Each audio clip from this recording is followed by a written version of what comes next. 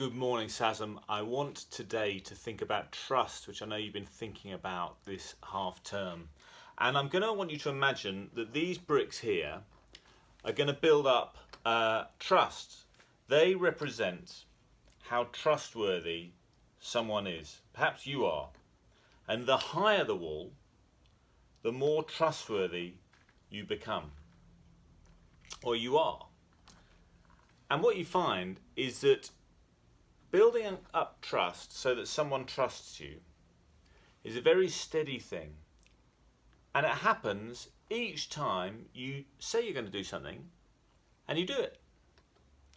If that happens, the wall goes up.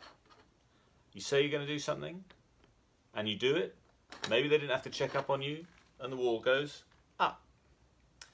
So let's imagine that maybe you want to be allowed to go home from school on your own, to walk home from school on your own. Some of you will be, some of you it won't be the case, I don't know.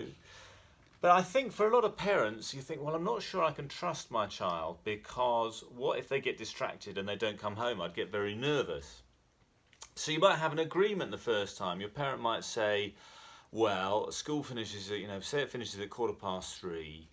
If you're home by 3:30 the first time, then I know you'll have come straight home and you've been very sensible about it. So let's say you do it and you get home at 3:30. That's very good. And the next day your parents still a bit cautious, but you get home again at 3:30. And each time you do it, you build up trust so that your parent can trust you in what you're doing. And you can see now the wall's got pretty high because you're essentially trustworthy, because every single time you say you're going to do something, you do it. And it goes up one brick by one brick. But here's the thing about trust. It goes up one brick by one brick, but it comes down much faster. So let's imagine there's a time when you say you're going to be home by 3:30, but you're not. You meet up with friends, you get distracted, you decide to play at someone else's house, but you don't call your parents, you just don't turn up. You turn up at 4:30. Maybe you think, well, that's not such a big deal because you know you weren't in danger, but your parent might have been really worried. And you might think, well, I'll lose one brick. But you don't lose the brick from the top. You lose a brick from in the middle. And this wall is really shaky now, because just one time you didn't do it, but then your parent doesn't know that they can trust you. And let's say another day, you may have built one up again, but then the next day you come home late again. At that point, the trust is completely broken. Trust gets built up very slowly, but it gets lost very fast. And the only way to build it back up again is brick by brick from the bottom up.